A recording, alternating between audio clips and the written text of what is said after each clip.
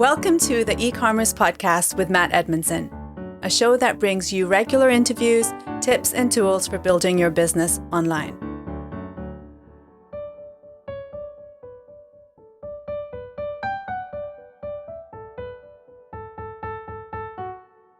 Well, hello there and welcome to the E-Commerce Podcast. My name is Matt Edmundson and this show is for all of us who are interested in e-commerce, who just love the concept of e-commerce and, you know, what we do with it and how it works and all that sort of stuff. And this is a show all about that. And if you are joining us on Facebook, a big fat welcome to you as well. If this is your first time to listening to the show, then you may not know we actually broadcast the recording on Facebook Live. So as we record the podcast, we broadcast it on Facebook Live because, you know, we wanted to add to the pressure, make it a little bit more complicated for ourselves. And also because we interview some amazing guests on the show, it's also a great chance for you to come along to the lives and meet the guests and get to ask your questions. So make sure you subscribe to the podcast, obviously, wherever you get your podcast from. But if you happen to be on Facebook and you're browsing Facebook, just hit the like button on the Facebook page, join in with everybody else. And whenever we go live, we will give you a little notification saying we're going live and you can come and join in the conversations and get to ask the amazing guests all the questions that you've got as well, which is just fantabulous. So I hope you're doing well wherever you are, whatever it is you're doing right now. If you're in the car, hope you're doing it safely and driving, well and good. It is the end of June at the time of recording. So in the UK, we are still in the midst of COVID lockdown. I don't know how you're getting on in your part of the world, but it is still a little bit crazy here. I'm not going to lie. So I'm quite happily just still working from home and still very, very grateful for my online businesses because, man, are they killing it right now. Sales are just really, really good. So I'm super psyched. So I hope you're doing well online wherever you are as well. And if you're new to e-commerce, let me tell you, you've chosen a great thing to get involved with if you can get it right and do it right. And that's what this show is all about doing, trying to help you get your e-commerce setup right and well. We have a great guest tonight, Elle McCann, calling in from the States, who is a Shopify expert. And we are going to get to talk to her about all things Shopify. The title of this podcast is Fixing the Biggest Problems with Shopify. Which is, I have no traffic and sales. Sorry, I lost my place in my notes there, but fixing the biggest problem with Shopify. I have no traffic. I have traffic, but no sales is what we're going to be talking about tonight. Now, before I introduce our guest and before we get into all this Shopify stuff, let me just take a quick moment to thank the show sponsors because without them, the show wouldn't exist. Let me give a big shout out to one of our show sponsors, Curious Digital. You know what? I love its flexibility. It's such a great platform. You know how when you start out, you might typically use an online platform because they're cheap, they're easy to use, super accessible. But you know what? They aren't that flexible. And as your business grows, you end up moving to an agency, right? Because that's just what you do. And at some point, you're going to have this nightmare to deal with, and it can be incredibly expensive.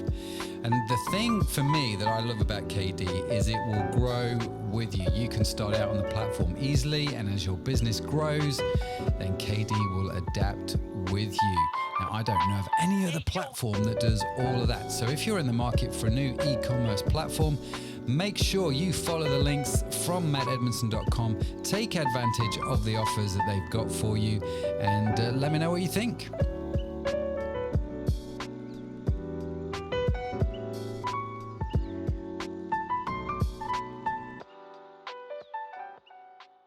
A big shout out to another show sponsor, the Lightbulb Agency. These guys basically do those bits of e-commerce that you either don't want to do or don't have the skills or expertise to do, right? It's a great service. Let me tell you, these guys do fulfillment, e-commerce marketing, content creation, customer service, product research. I mean, the list goes on. So if you need help with your own online business, you're looking for ways to grow and you need some help to get there, do get in touch with them. And again, just follow the links from today's show notes. Head on over to mattedmundson.com and you can follow the links to the Lightbulb Agency. We'd love to put you in touch with those guys. Lots of good stories coming out of that. So do check them out. Now, enough of the show sponsors. Let me tell you, we are going to be talking to Elle. Now, Elle is, when I did my pre-call with Elle, I found out that, when Shopify started, they did this whole become a Shopify expert thing where you could register to become a Shopify expert. And I think about 50 people did it from the start, of which Elle was one of them. So she's like one of the founding Shopify experts. And she's been a Shopify expert, according to my notes here, for over 7 years and works one-on-one with Shopify clients now all over the world, building their businesses. And Elle's exciting. She's transitioning into the educational space, which is good because, it's just great, isn't it? That sort of side of things, if you're involved with it. We're just about to release e-commerce masterclass, actually, in the next week or two, all about how to build an e-commerce business in this sort of online space. So this sort of educational thing I find quite fascinating, and doing these online courses is really quite extraordinary. And if you've got a gift where you can teach, which Elle has, go for it. Check out her courses. She is on YouTube, has tens of thousands of people subscribe to her channel. And she has 2 courses of her own. One is called E-commerce in a Weekend, which I just think is the best name for an e-commerce course. One which I might steal, I'm not going to lie. E-commerce in a Weekend, how to set up your site. And the other one is all about traffic, how to get the traffic to your website, both of which have been re-recorded for 2020. So if you are on Shopify, if you are interested in e-commerce, do check them out. Do check out Elle's stuff. We'll link to it in all the show notes. But of course you might go, well, who's Elle? Why would I want to go to a course? Well, we're going to find out who Elle is. We are going to enjoy our interview with Elle because she just helps entrepreneurs, online entrepreneurs all over the world get going without the overwhelm. And so let me, without further ado, press a button here, which I'm hoping is going to bring the beautiful Elle in. Hey, Elle, how are we doing? Hey, thanks for having me. Oh, it's great. Now, everyone can see you now, and I'm just checking everyone can hear you, which they can. Woo, which is great. So I should say, it goes without question, if you are on Facebook Live before we get started and you do have questions or comments, do shoot them in the comments. They will pop up on my screen. And I'll bring them to Elle as we go through. So Elle, I gave a rather long-winded introduction to your good self there, but there's a lot to say. And but you are in the States right now, right? Yeah, so I'm right outside of Nashville, Tennessee. Okay, I remember this because you're not really a country music girl. No, I'm really not. Is that allowed in Nashville? I don't. Did they let you in? Is that? Right? Yeah. There's all the bars there are pretty much country music. So me liking K-pop, it doesn't really fit in as much. But you could start a new bar, a new trend. Right? You and 3 other people might be in it, but it'll be fun, at least. Yeah. Well, thank you for being on the show. Thank you for being here. And I was super psyched to get a Shopify expert on the show because I appreciate we've got this e-commerce podcast and we occasionally do talk about Shopify, but we've not talked about Shopify for ages. And so it was very timely that we got in touch with you or we connected to talk about Shopify. So thank you for being here. And you've been around, did I get it right? You've been a Shopify expert for 7 years. Yeah, so I've been exclusively just with Shopify for 7 years, building out on their platform. I started about 10 years ago with e-commerce, and I did a lot of like WordPress and other platforms. And then I've just really kind of hitched my horse to the Shopify wagon at this point, 7 years in. So that's fascinating. So what made you sort of nail your mass to Shopify? What was it about Shopify that made you go, that's what I'm happy with right there? So I originally found Shopify whenever I had my own wedding invitation business that I was creating, and I needed a place to sell my wedding invitations online. And I came across Shopify, and I'd already gone through a couple other platforms at that point, and I was wowed by them and that was like 8-9 years ago. So it's like really vastly improved now. But even then, they just seem to be a lot further ahead of other competitors. And I really liked what they were doing. And I think they keep me around because they keep changing and adding all these new functionality. And it's like, wow, you guys are really doing a great job. They definitely are one who innovate on their platforms. You can't deny that. I mean, the ease of the service is just unbelievable. How you can literally sign up online and within 20 minutes have your store up and running. It's just incredible how they've managed to do that. And so you started out, that intrigued me. I didn't know that. You started out with a wedding invitation business. How do you get involved in wedding invitation? I mean, what started that? So my degree is actually in web development, and I went to a 4-year college for that. And like the second year of school, I was like, I love web design, but I need a creative outlet. I love drawing and hand lettering. And so I just knew that I needed to do something. And wedding invitations seemed like a way where I could still be creative, but make some money. So that's kind of where I started going that route. Now, after I kind of fell in love with Shopify, I just moved forward with Shopify and kind of ditched the wedding business. Okay. And have just been doing web development ever since. Okay. But it was just something to get your feet in the water, your toe in the water, if you like, with the wedding invitation business. Okay, that's fascinating. And so you've always been doing web design. That was your degree. So you've always been doing it. And then you sort of came across, like you say, the Shopify thing and have stayed with it ever since. What's been the biggest surprise, I guess, from Shopify for you? If you were to think back over the last 7 years, sort of the one thing where you go, that was an absolute stroke of genius. That really... I would say their sales channels, being able to connect to Facebook, Instagram, Pinterest, Amazon, and be able to sell your items in your store on other platforms. I know for myself and my clients, being able to sell on Instagram was really huge and a game changer for a lot of people. So I think where they're innovating and continually adding in new sales channels, Pinterest was just kind of redone a few weeks back. So now you can easily link up Pinterest to your Shopify store as well. And I think that's where they're really continually keep innovating there. Yeah, they keep pushing it, don't they? They really do, which is fantastic. Yeah. Really fantastic. So if that was the biggest surprise, what's been the biggest disappointment? I don't know. The biggest disappointment, sometimes I do think they are slow to do some things. Like I personally have been requesting things for the last 10 years and they still haven't added it in. So I guess it doesn't matter at this point. Okay.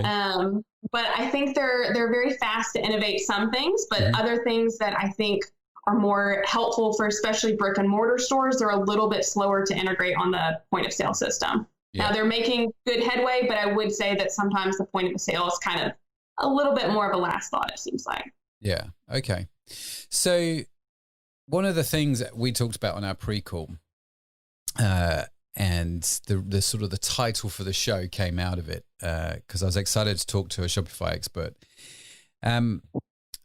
If there is one question I get asked predominantly more than any other question from e-commerce entrepreneurs, specifically ones that have a Shopify site, right? So I get asked this question over and over again. I've got traffic, but I've got no sales. How do I change that, right? It's going to be some kind of combination of those two things. I figured out the traffic thing, but I've not got the sales thing. And whenever someone says that to me, the first question I ask them is, are you on Shopify?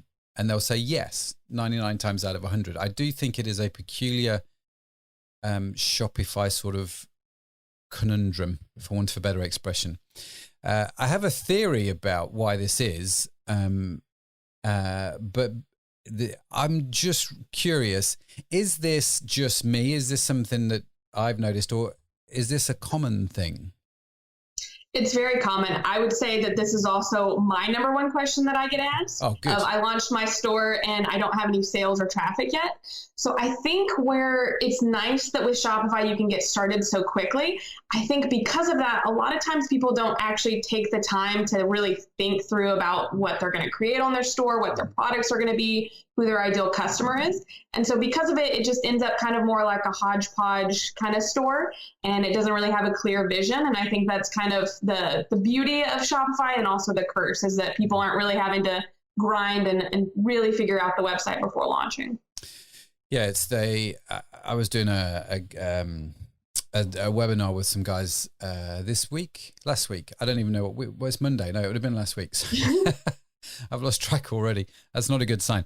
But yeah, last week I was doing some stuff with some guys, and I sort of sat down with them and said, listen, from my point of view, the best web design, best web planning piece of equipment ever made was the pen and paper, and just plotting stuff out and thinking things through just on a piece of paper or a whiteboard, or something that's not the actual website software is really the key, right? The key to start. And you're right that with Shopify, it's so easy that you can just literally go, oh, okay, and I'll, you press a button. Sorry for those listening to the podcast, I'm doing that sort of press the button thing on screen. You're right. It's fascinating, isn't it? Because it is so easy. You can just go straight at it. So I'm really keen then, as we've got you here, that we just tackle this topic like smack head on and give some great value, because it is quite a common problem. So if you were going to talk to, you've got somebody saying, let's do a bit of a role play. I've come to you. Oh, listen, I've got a Shopify site and I've got a traffic come into it, but I'm not really getting any sales. What do I do? Let's go through your top tips. What would be on your list? Well, the very first thing that I would do would be to ask you who your ideal customer is. And I get told so many times that it's everyone, or it's, women aged 20 to 60. And it's like, no, it's not. No, it's not. It can't be. Okay. Why can't it be? Off, it's just too broad, and you really have to get a lot more niche. And once you really know who your ideal customer is, then you can incorporate a lot more of that in terms of your imagery, your wording on your site, how you're describing your products. And you can really just hone in, and also, of course, use that on ads. If you're sending traffic through ads on the site, you really have to make sure that you know exactly who your ideal customer is and that you're speaking to them, because it's just going to be, talking to, if I said women aged 25 to 45, a 25-year-old woman is at a very different part in her life, most likely, than a 45-year-old woman. So because of that, the language is going to be different. The imagery is going to be different. So it's really important that you know first who your ideal customer is, and then just kind of do a whole site audit overall and make sure that you're actually attracting that person to your site. And if they come to your site, that they're going to feel like it was created for them and not just totally random. Oh, that's gold. I'm searching around. I should have had this ready already, but I don't actually know what I've done with my pen. Make some notes here. So number one is understand who your ideal customer is. So if someone, let's say, I have a beauty site, right? One of the things that we sell online is beauty, and I am very clear from the demographic data who my customer is. But let me role play this out a little bit and say to you, listen, I'm setting up a beauty site online, and you say, well, who's your ideal customer? And I say basically women. Occasionally men, but basically women are going to come to my site and buy. And you're like, well, hang on a minute, Matt, that's just a little bit too broad, dude, between the ages of 25 and 65. How would I scope out who my ideal customer should be then? How would I start to figure that out? So if you've already been selling, you could definitely look at more historical data of who's been purchasing on your site already. But if you're new, getting started with it all, I think really look at what your products are, or what kind of products you want to sell, and what kind of demographic that they would go to based on their packaging. For beauty, even just talking about makeup, there's different colors that are going to gravitate towards different age ranges. So once you kind of know overall what you're going to be selling, I think you'll kind of figure out who is going to like it the most, and then be able to either add additional products that hopefully they'll like as well, or maybe you're going after a few different age groups that you have kind of a specific stylized collection for each one. So would you, because again, with beauty, it is that industry where, ladies in their 20s will want to buy stuff, women in their 30s will buy stuff, women in their 40s, women in their 50s. because it is quite a broad mix, would you, and you said, when you understand who your ideal customer is, you're going to be able to target the content of the site much better, with the imagery and the language, and how a 45-year-old woman talks very different to a 25-year-old woman. Would you then advocate that I segment the site somehow, or do you know what I mean? How do I cater for those different age groups? Yeah, if you were going to have multiple age groups on your site, I would definitely set up a collection for each and have products that are catered towards each kind of niche age range of women in there, and then have the specific wording. So like for the 25 age range, you could say like beauty for a night out, or kind of saying like get dressed up for a night out with your friends or something along those lines. Where 35, 45, you may have like, perfect makeup for a date night or something like that. So you could have a, night out collection, date night collection, things like that, where you can kind of subtly tie that in without just having to scream, hey, if you're a woman and 35, you'll like this. Do you think that make would it work? a little more subtle? Yeah, it's a headline I've never tried, and I wonder if I should. No, I don't actually. If anyone's listening, don't try that. So okay, so the first one then is, I've come to you and said, listen, I don't understand why my site's not generating traffic. And you're like, well, hang on a minute. First, who is your ideal customer? I've gone away, I've done a little bit of research around my ideal customer. And then I've come back to the site and I've made some changes, like you say, in terms of the language. A headline aimed at 25-year-old women is different to a headline 45-year-old women. Is there anything else that I need to think about there? I would think overall of your, like how your imagery is going to look if you're going to be sending ads to the site, but also on that page, on your product page. So embellish the wording a little bit more. I cannot tell you how many times I go to do a store review and their product description reads out like a bullet spec list. And it's so boring and it's so dull. And yes, it is important to know sometimes, with beauty stuff, I want to know how many ounces is going to be in this skincare routine.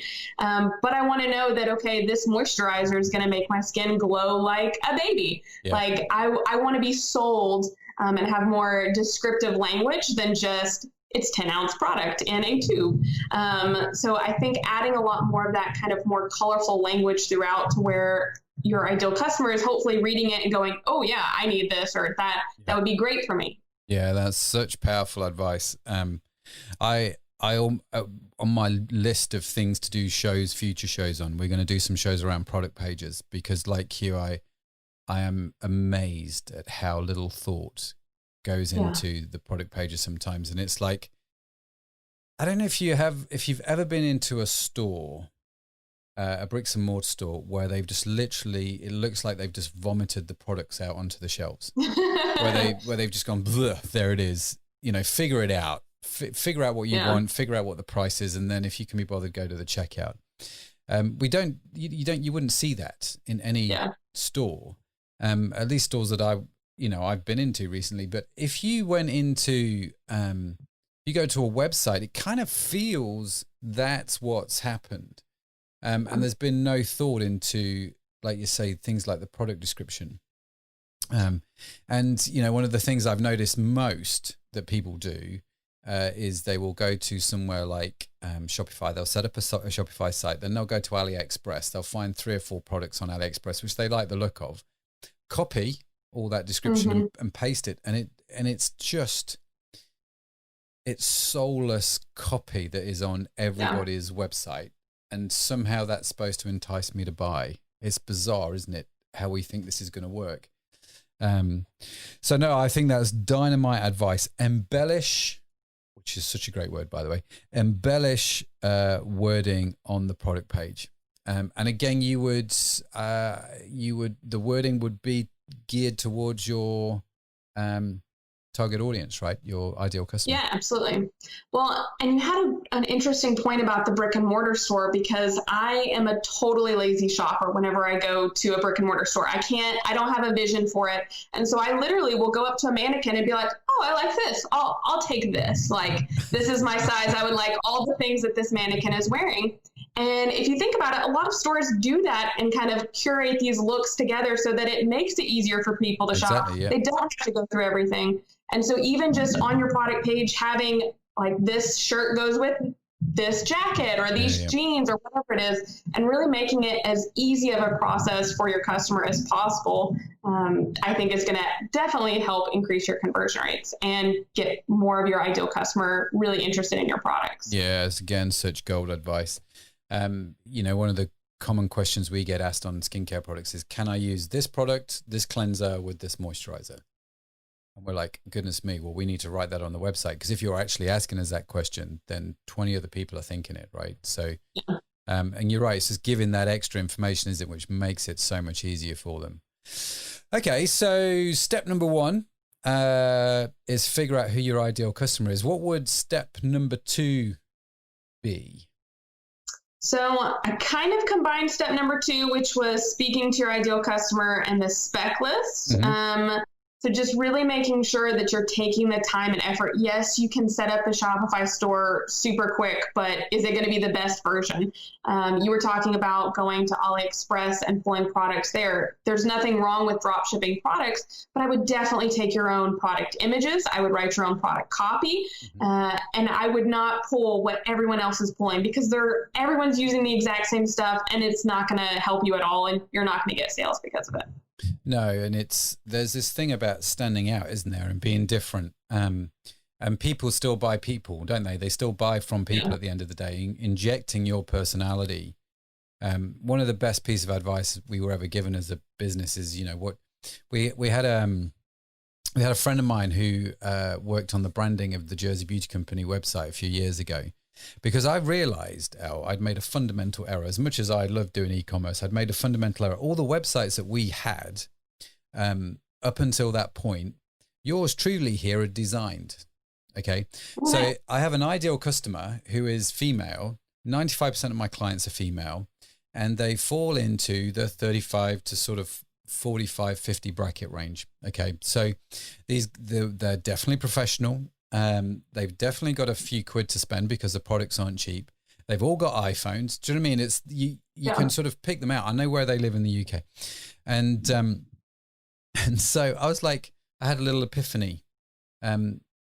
We have this website designed by a fella, fast approaching 50, which is not, it's not who we're selling to. Let's just be real.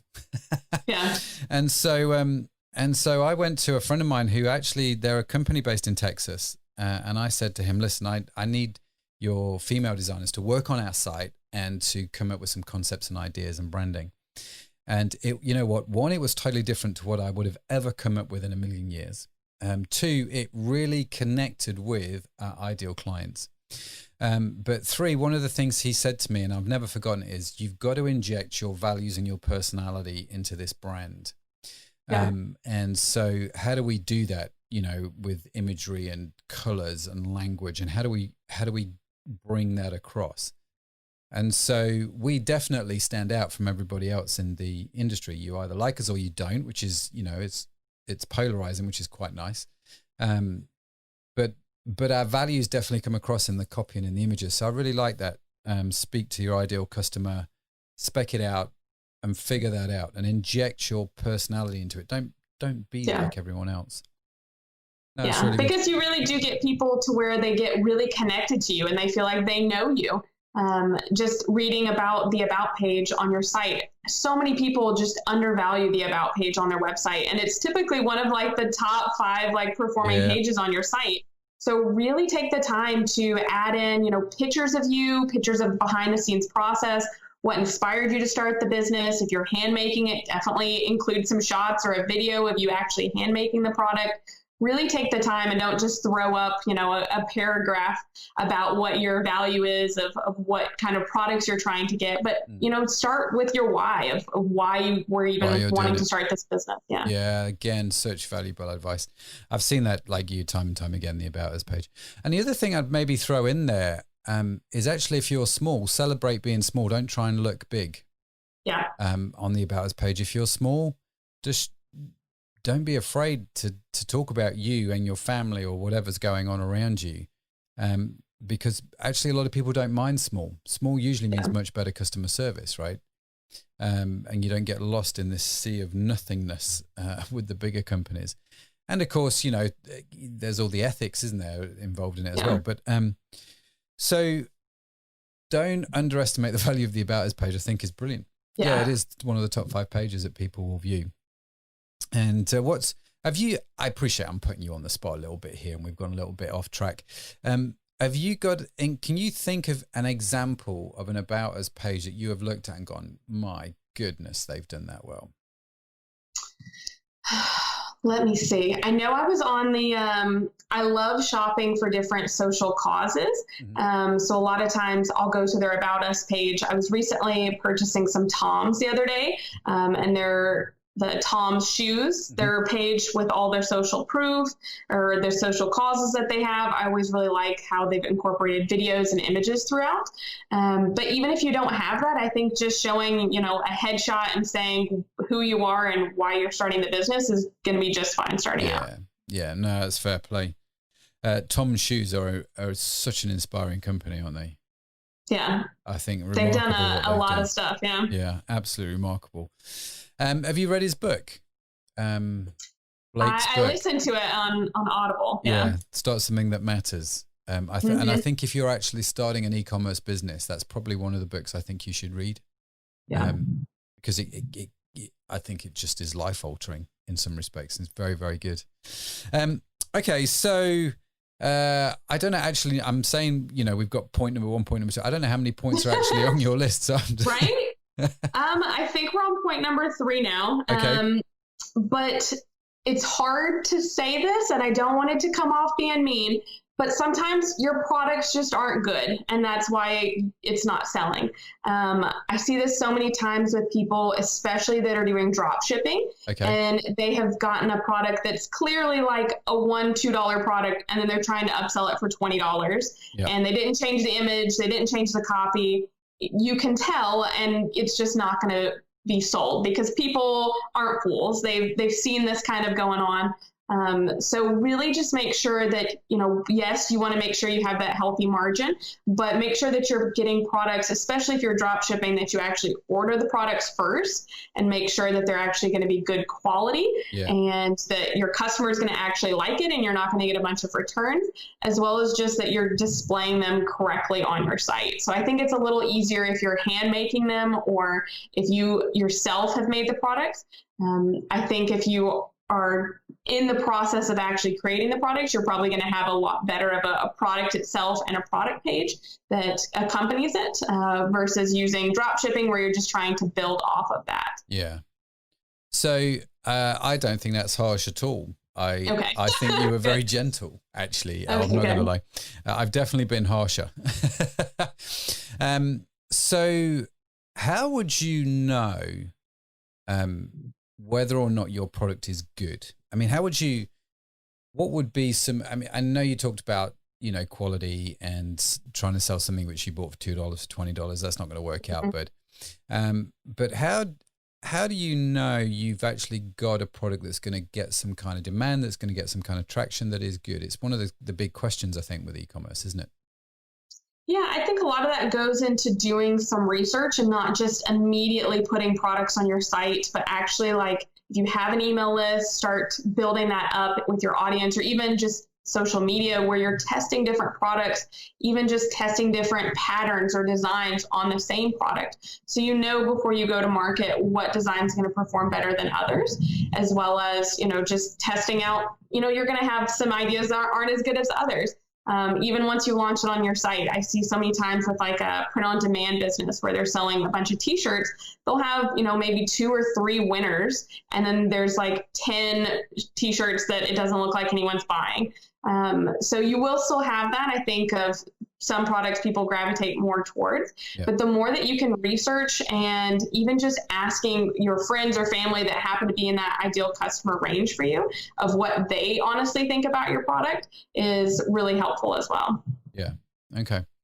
So, and just be brutally honest with yourself and, you know, don't try and, I don't know if you have this expression in the States. In England, we have this phrase which says, don't try and flog a dead horse.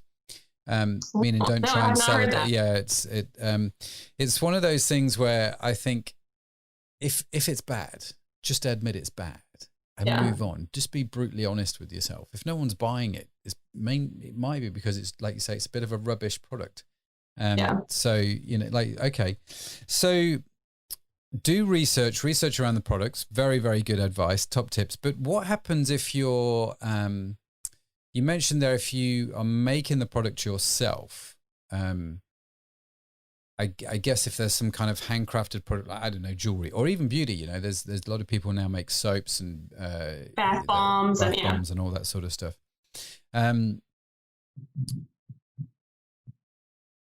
What would your approach be if you how did you do it, say, with your wedding invitations? Was that a good product, do you think, when you were selling them? I was very young at that time in my business, so I would not say that was the biggest success, but I would say for that, really, like, especially if you're creating it, start getting feedback throughout the whole process and making sure that you're, you know, showing it in front of your ideal customer, even if it's just a random Facebook group. Maybe it's a business group that you're in that has a couple hundred people that are your ideal customer, and just showing it and saying, hey, I'm interested in selling this on my site. I would love to hear your honest feedback and opinion. Sometimes people are full of opinions, and then whenever you ask them for, like, okay, I can take your credit card now to purchase this, then they all go quiet. So sometimes the best proof of knowing if a product's going to sell or not is to actually just put it on your site and try and sell it. And that's where it may be beneficial to maybe put a little bit of kind of money in your budget to do some tester, like Facebook ads or Instagram ads, just to test it out first to see before you really start heavily pushing that design. Yeah, no, it's brilliant. Very, very good. Okay, what's step number 4? If I've made it this far and I'm not crying in a corner. Right. I would say that you may be on the wrong platform. So everyone, whenever I ask them if they're doing any paid advertising, everyone instantly says Facebook or Instagram. And there's so many other platforms that you could use that maybe work better for your ideal customer. So you can advertise on Twitter, LinkedIn, Pinterest, YouTube, Google, and there's so many other places where you could advertise that maybe will be a better fit for your products or your ideal customers hanging out there. And Facebook ads can get a little bit expensive, same with Instagram. So if you can save yourself a little bit of money and maybe reach your audience in a different way, I think that's always helpful to try out. No, that's really good, because I think the default is, I mean, again, Shopify are very good at educating you on how to do Facebook advertising. I think it's one of the things they've done quite well. So if you were going to set up a Shopify site, they get you into this is how you do Facebook advertising, and you know, you can use our sell on Facebook, sell on Instagram feature, which is cool. And so I've noticed a lot of people who come to me and say, I've got traffic but no sales. And well, where do you get that traffic from? A lot of it is, I've paid $400 and I've got traffic coming in from Facebook. So they've invested their money in that. And like you say, it gets expensive. It's the default. It's very competitive now. It doesn't, I think Facebook advertising for me is remarkable still, but it is definitely not what it was. Definitely not what it was. So how do you figure out then, and I kind of know what the answer is going to be, and I appreciate I'm leading myself into this, but that's okay. Let's open the door and see where it goes. How do you figure out what a good platform is for you to advertise on? So I apologize. I feel like I'm saying the same thing, but it really comes down to ideal customer. So for example, that's fine. Right? Yeah. I love Pinterest as a platform for a lot of different reasons for paid ads. It's cheaper to run paid ads on. It's specifically a lot more female-based, and they're a lot more likely to shop, where Facebook is more people just kind of scrolling through their feed. Also with Pinterest, your pins actually live forever, where Facebook, as soon as you turn off the ad, like poof, that's it. The ad probably won't be seen again. Unless you had posted on your page, but even then your reach goes down. Where Pinterest, you can put $20 to promote a pin, and it could still be a really great viral pin for you a year down the road. Okay. And it just keeps building up. So I think it's really helpful. But to your question, I think a lot of that does go to your ideal customer. So You can advertise on Snapchat, but if your ideal customer is 45-year-old women, probably Snapchat won't be the best platform for you. That would probably be a Pinterest or a Facebook. So really just thinking through of who your ideal customer is and also what kind of assets you have available, because I've seen a lot of different YouTube ads that have just been really not the best. And so if you're going to put in some money for a YouTube ad, make sure you do have a little bit higher quality production for that. So if you're not there and you don't want to do video yet, that's okay. Just don't do YouTube yet. Do another platform to start with. Yeah. And so, Pinterest ads are interesting because I think they're still quite new. Have you got a lot of experience doing ads on Pinterest? Have you run some successful campaigns? Yeah, I've run successful campaigns for myself and a couple different e-commerce businesses as well. I know for my web development business, they have gone amazingly well because I have different like free guides or like webinars that I'm promoting, and I can create a pin that talks to that and kind of leads into that lead magnet. And then that's kind of where I was talking about of spending $20 and still a year later, people are pinning it every single day. So it's really helpful of, $20 spent a year ago is still working for me now. So, I appreciate, I'm nitpicking a little bit here, but I'm aware that people listening will have heard of Facebook ads, they'll have heard of Google AdWords, and Pinterest I think is one of those things that will, for a lot of people, it'll be like I've just, I'm talking a foreign language and it's gone woo straight over the head. Is it straightforward and simple to do Pinterest advertising? Can anybody do it, or do you need somebody to do it for you? No, it's definitely really easy. A lot of times Pinterest actually will give you like a free ad credit and help walk you through the process as well. I know right now if you sign up for the Pinterest sales channel app through Shopify, so you actually have to go add the Pinterest app on the Shopify App Store. But if you do that and you've never advertised with Pinterest before, you can actually get a $100 ad credit. Which is really helpful when you're just getting started. It is really easy to go through. I will say, though, you don't get as much really detailed targeting as you do with like Facebook advertising. So it's more kind of broader interest and keywords, but it is quicker to set up. And then you'll kind of, from there, it's kind of like where Facebook, you're testing out different ad images. You're going to be doing the same on Pinterest of testing out, maybe 3-4 different pins for one lead magnet and seeing what kind of optimizes and works the best. Okay. So the similar sort of rules obviously apply to doing it as they would across other social channels. Well, that's interesting that you can get that ad credit with the Shopify app. So definitely worth checking that out and having a go. Are there some, where would you go to find more resources about that? If people are listening, go, I want to know more about that. Have you done anything on your YouTube channel about it? Yeah, I have a whole playlist on my YouTube channel about how to connect in with Pinterest for your Shopify store. And I just did a recent video. It's like 4 minutes long on how to add in the new Pinterest app because it's so fast and easy. I think you do have to spend $25 to get the $100 ad credit, but it's still a win. Still a win. Yeah, totally. Yeah. Okay, so do check. We'll link to that in the show notes. We'll link to your video playlist in the show notes and people can get that and grab that and have a little play around with it. So think about different ad channels. So we've talked about your ideal customer, speaking to your ideal customer, having products that aren't rubbish, and then obviously making sure that where you're advertising actually makes sense for you and for, you're going to where your ideal customer's at, aren't you really? Yeah. And doing that in a way that the most makes the most sense for you and your business. And the default of Facebook and Google doesn't always mean it's the best for you and your business. Do you advertise your courses? So for those that are selling digital products, do you advertise your courses on channels other than Facebook and Google? You mentioned Pinterest, I think, that you do it on there. Yeah, so I do on Facebook, Pinterest, and Google. Okay. And again, Pinterest works well for the digital courses, the digital aspects of life. Yeah, absolutely. So a lot of that, if you're going to do a digital course on Pinterest, I would more start with a lead magnet and get them to sign up for a free guide or join a webinar and then kind of get through your funnel system there. If you're going to do Pinterest for e-commerce, I would just pin your product images. One thing I would keep in mind, just kind of like with Facebook, a product laying on a white background is not going to do well. You need to make sure it's a lifestyle shot. It's some kind of engaging content that's going to grab people's eyes more. Hopefully there's maybe a model wearing something. If it's a clothing piece, it's definitely going to work better than just a flat lay. Oh, it's because it's an image. I mean, Pinterest is very image orientated, isn't it? Exactly. And so you've got to, like with YouTube, you've got to invest in the video. On Pinterest, you've got to invest in the image quality to really make those pop and jump out. Yeah. Okay, that's good advice.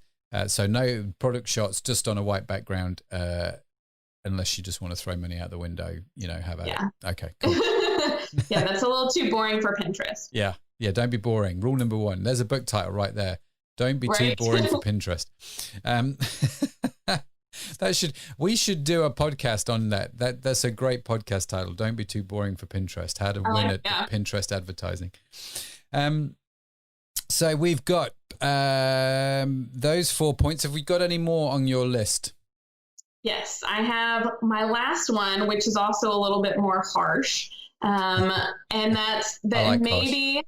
Right? Maybe your site design is not very good. And that's what's called, I'm trying to be so nice about it. I'm like, maybe you're not doing a good site design. Have you ever, is that, when you talk to clients on the phone, they come to you and they, can you help me with my Shopify? And you're like, sure, we can work with you.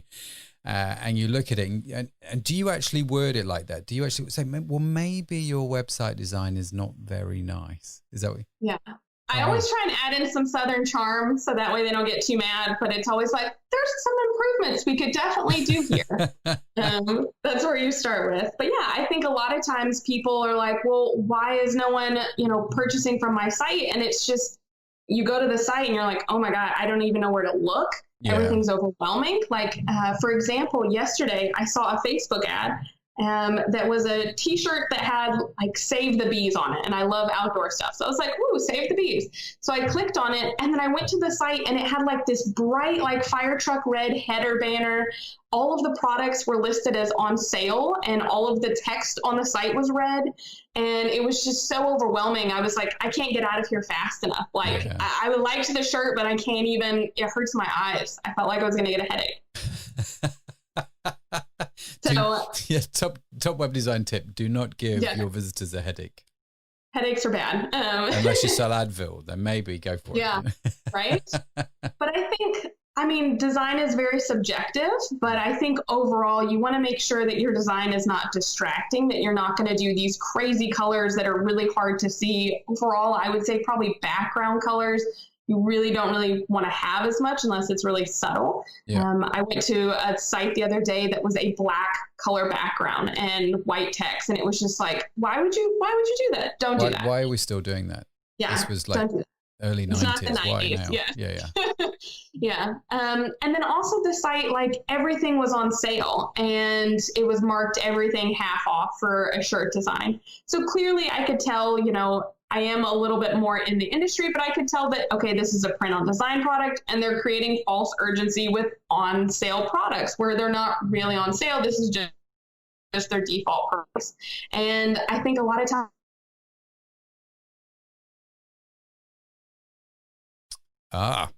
Okay.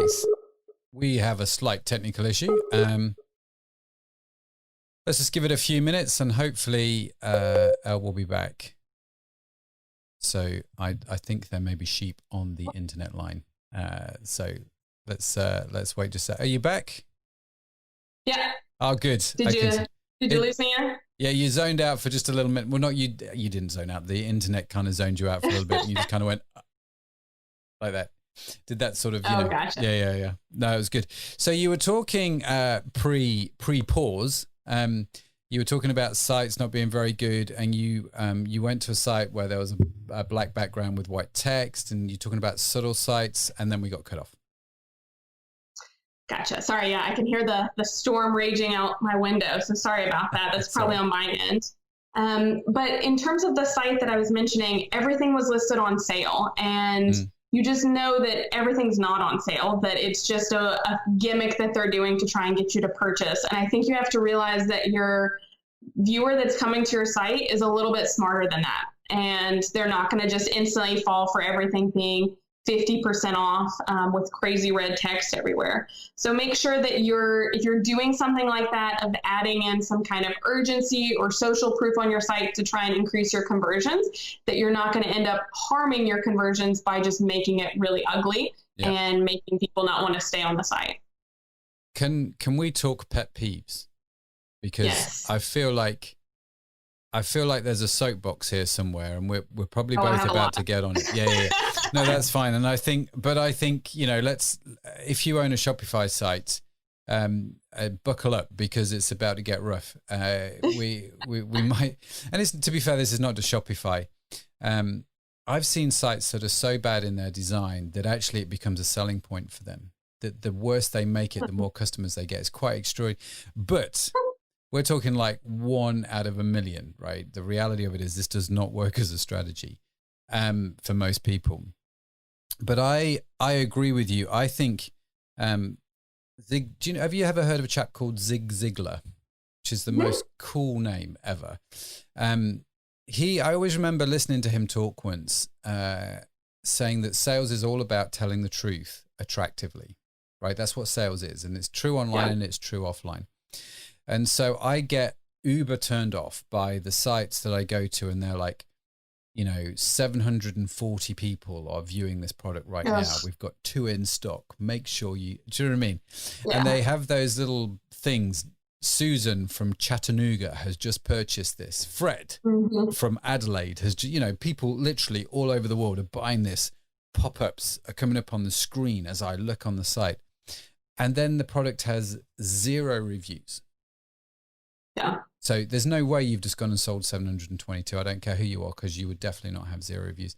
And I feel like I'm being lied to. Sorry, I am going. I'm on my soapbox right now. And there's sort of these pet peeves, isn't it, with design? And it's easy to install these apps, isn't it? A client said to me the other day, should I put this? Have you seen the spin the wheel thing? Spin the wheel. Wheelio. Oh my God. That was my pet peeve. I was literally going to say pop-ups as my number 1 pet peeve, and I was going to say the wheel one. Yeah. Because it drives me crazy. You go for it. You talk about the wheel and why you shouldn't do the wheel. I think for me, I love pop-ups to grow your email list. Like, you really need to grow your email list and put attention to it, even if you're doing e-commerce. I hear so many times people saying, well, I'm just trying to sell products. Why do I need to build an email list? But they really go hand in hand. So I'm not at all trying to say don't do a pop-up to try and get people to join your email list. But give them a reason to join and not be annoyed by the pop-up, and also have it delayed. Don't show it instantly whenever they come to the site. Yeah. I hate whenever I hit the site page and I haven't even seen the home page, and then I've got a wheel popping up and a thing over here, and then people reviewing over here, and and then pop up over here, and it's like, oh my gosh, like, I don't even know what this site is, but I've seen 4 pop-ups in like the first 10 seconds. Yeah, it's crazy. It is crazy. So, and all these features that are designed to help people buy are actually, I think it turns people off. I think like the spinny wheel thing, I know it worked for 1 or 2 companies when it first came out, because it was new and it was kind of like cool and kitsch. But then it just became stupid and everybody started to do it. And now it doesn't work. So how do you distinguish then, or how would you figure out of the countless apps that I could install on my website, all designed to elicit, someone to buy by offering discount codes or give me your email address with discount codes? What apps, how do I know which ones are good to choose? What have you seen that works well, if you follow my train of thought? Yeah, I think that's kind of a downside with Shopify, is that they have a great platform, but if you want any kind of additional functionality, you have to get Shopify Apps for, which Shopify Apps can really slow down your site. If you have a bunch of them on there, they can really hike up your monthly cost of Shopify. So you really just want to be mindful from that point of view, but also you don't want to have too many things going on so that it's going to annoy your customers. So I would say really think through of how you're going to add value. So a lot of times I would do maybe just an email pop-up after they've gone on at least 1 page of your site. Mm-hmm. So they're on a 2nd page of your site already. Maybe then do an email pop-up and either offer a discount code or some kind of lead magnet that'll entice them. And then I think having an app that's going to really be valuable and helpful for them in their journey is good, like a wish list functionality or a rewards program, something like that that's just giving value and not coming off as spammy. You can definitely test the other things if you want to see how that affects your conversion rate. But I think overall, just making sure that you're really taking the time to describe what your products are, and then also think through of that customer journey. So a lot of times I've seen the biggest kind of change for people in increasing their conversions on their site is having like an upsell app. So that's probably the one that, going back to your question, that I would recommend would be one that you would do. So that way, if you bought a pair of tennis shoes, it's then going to have a upsell for you of, do you need this 3-pack of socks? So you're just kind of adding that average order value, and you're increasing that on the site in subtle ways where you're still providing value and trying to be helpful for your customer. And you're not going to be like, Tracy bought this and you might like this too. And then it just gets a little more spammy. Yeah. Okay. So if I can just repeat back what I've heard, basically the apps that you use on a Shopify site, or should begin with, should be the sort of the bread and butter, the tried and tested ones of the pop-up to get the email address, but only after you've been on a couple of pages of the website, and the upsell apps, that aren't spammy. Start with those and then see how your conversion's doing, and then you can play with other ones one at a time and just see how it works. I think that's great advice. I think the only thing that I would add to that is remember that sales is telling the truth attractively. We're not trying to con people, and I think people will see through that in a big way, and they're just instantly turned off by it. And I think whilst you apologize for being harsh, I think actually we need to be harsher on people like that, because we have a word for that. It's called con artist, and it's not great. So don't try and con people, especially if you want to build a long-term relationship with those customers. Would be I'm not as apologetic about being harsh. Sorry. Well, I think that's kind of part of the problem, though, is that people are looking for just selling one time to a customer, where if I'm going to spend money on ads, I don't want this customer to buy one time. I want them to buy 5 times from me every year, and I want to keep engaging them. So it's more valuable for me to not just annoy them with all these other things and these kind of con spammy practices, and to really just build up that brand and be more authentic and transparent with them. Very, very good advice. I like that a lot. So we've got, I'm going through my notes here because I've been taking notes as we go along, pen and paper, still analog in some respects. So I've got my notes here in terms of figuring out who your ideal customer is, doing the research, figuring that out. I've written a word down here twice. You've mentioned it twice. You mentioned it once at the start of the show and just recently, and that's the word upsell. What do you mean by upsell? So think about it kind of like the mannequin example for a brick and mortar store. Like if I came in just for one top, and I'm like, okay, I want that top. But then I see, but that top goes really well with this necklace and this jacket. And then it's a whole ensemble.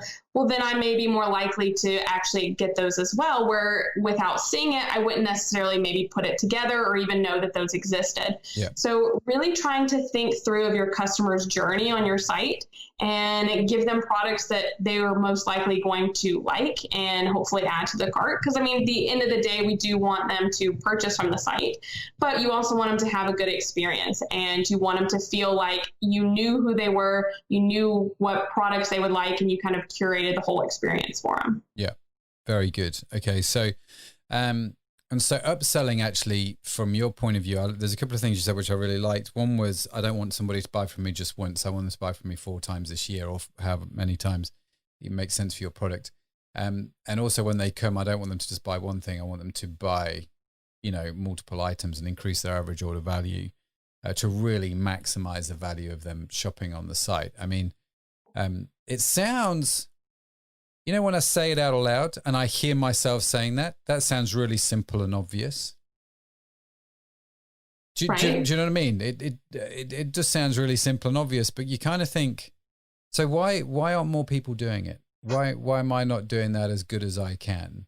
And I wonder, and maybe you can comment on this. Do you find that a lot of people are searching for the magic silver bullet rather than focusing on the core essentials first? Yeah, I cannot tell you how many emails and YouTube comments I get of, hey, can you just look at my site real quick and tell me what I need to change? And there's not a quick fix. Like, you need to, put in some elbow grease. You need to actually dive into your whole kind of store. Yes, you can set it up in, a day, but it's not going to be the best version in a day. And so really just taking the time to build everything out and think through the whole process, I think is going to, and, doing those foundational things of really thinking through of what complementary products do you have that you could kind of guide people through together. No, that's good. That's good. So number one, figure out your ideal customer. Number two, speak to your ideal customer. Number three, make sure your product is not rubbish. It's a very English way of putting it. Number four, make sure you're advertising on the right platform. And number five, at least make sure your website isn't pants, right? Is not also rubbish. And be brutal with the design. And don't try and con people would be, have I summarized that? Yeah, absolutely. Fairly? I think overall, like you said, it's not going to be a quick fix. You really need to kind of look at it from a whole perspective, but even just kind of going down the list, starting with ideal customer and then moving on, into there. Once you know who your ideal customer is, are they going to like your products? Are they going to like your site, or are they going to run for the hills? What platform are they on? I think it all really comes back to just making sure that you take the time to really think through who you're building the store for, who your products are for.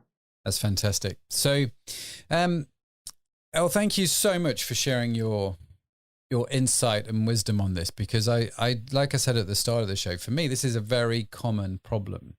It's a very common question. And I think actually the advice that you shared will help a lot of people, and a great place to start for a lot of people. So how do people connect with you? How do they get in touch with you if they want to reach out and see what other stuff you're doing? How do they do that? Yeah, so they can go to curiousthemes.com, which is my business URL.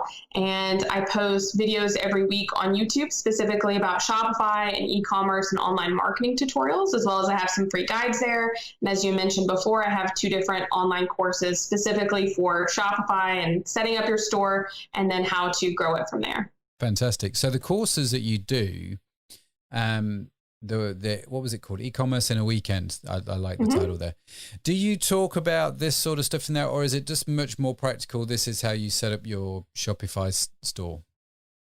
So we do talk about ideal customer in there, but it is the e-com in a weekend is very practical of this is how we set up your products. This is how we set up collections, menus, and take you through the whole process. We definitely get into that a little bit more in our second course, which is the traffic blueprint, and just hone a little bit more into who your ideal customer is, and then bringing that in through email marketing, paid advertising, social media, and so on. Great. And so they can find out more about the courses if folks are interested at your website, curiousthemes.com. Yep, right? That's correct. Awesome. And we will link, of course, to all of that in the show notes. We'll link to your site. We'll link to the courses and your YouTube channel. So do check those out. Elle, listen, thanks so much for taking the time to be with us. Really, really appreciate it. It's been great to get to know you. Great to meet, great to connect. Love doing the podcast because you get to literally meet people all over the world with a shared passion for e-commerce, which has been fantastic. So thank you so much for taking the time to be with us. It's been an absolute pleasure, and all the best with the courses and the YouTube channel. Yeah, thank you so much for having me. This has been a lot of fun. Thanks, Elle. Thank you.